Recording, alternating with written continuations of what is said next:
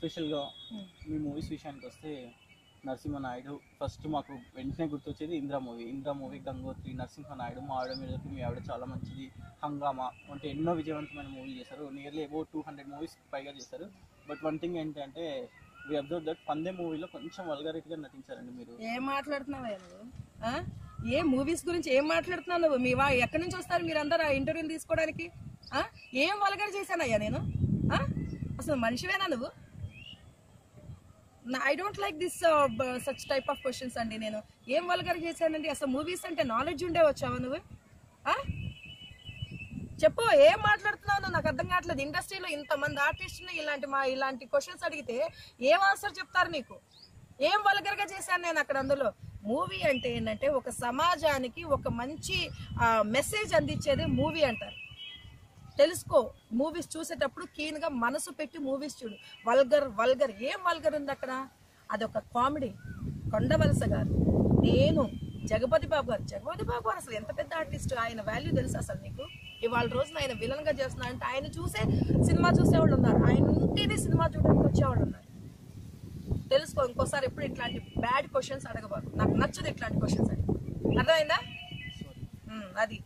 comedy అదొక comedy bit ఆ కామెడీని చూసే వాళ్ళు ఎంతమంది మీరు ఒకసారి యూట్యూబ్ లోకి వెళ్తే ఎంతమంది వ్యూవర్స్ ఉన్నారో చూడండి ఆ కామెడీ ఇంకొకసారి అట్లాంటి క్వశ్చన్స్ అడగదు నాకు నచ్చదు సినిమాల గురించి వల్గారిటీ అన్న వర్డ్ రావద్దు ఒకవేళ వల్గర్ ఉంటే అవి వేరే సినిమాలు నాట్ జగపతి బాబు గారు not this big hero cinema ఇందులో వల్గారిటీ ఉండదు ఎంత పెద్ద డైరెక్టర్ అండి దాన్ని చేసిన ఆయన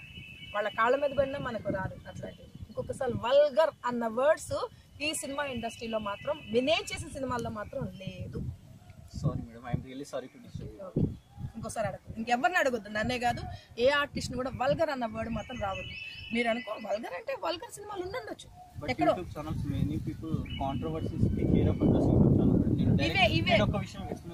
మీరు ఇంత గట్టిగా చెప్పారు బాబు నేను చేసిన ఒక కామెడీ యాక్టింగ్ బట్ నువ్వు తెలివి లేకుండా వల్గర్ అని మాట్లాడుతున్నావు నీ ఏజ్ కి తగ్గట్టుగా మాట్లాడుకున్నా ఇష్టం వచ్చినట్టు మాట్లాడుతున్నావు మీ మాటలో మీరు ఎక్స్ప్లెనేషన్ ఇచ్చారు విషయం ఏంటంటే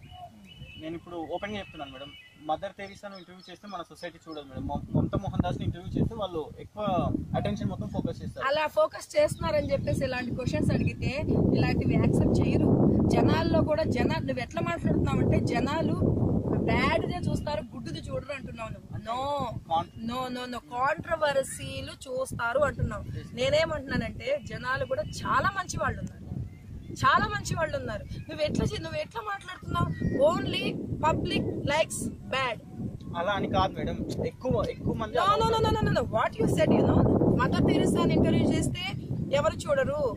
మమతా మోహన్ దాస్ ఎవరు మమైత్ ఖాన్ ఇంటర్వ్యూ చేస్తే చూస్తారు అది వేరు అందులో ఈ బ్యాడ్ పీపుల్ ఉంటారు మమత్ ఖాన్ చూసేవాళ్ళు ఉంటారు మదర్ తెరీసా అంతటి పెద్ద మహానుభావురాలను కూడా చూసేవాళ్ళు ఉంటారు సో అది చాలా తప్పు మంచికి ఎప్పుడు మంచి ఉంటుంది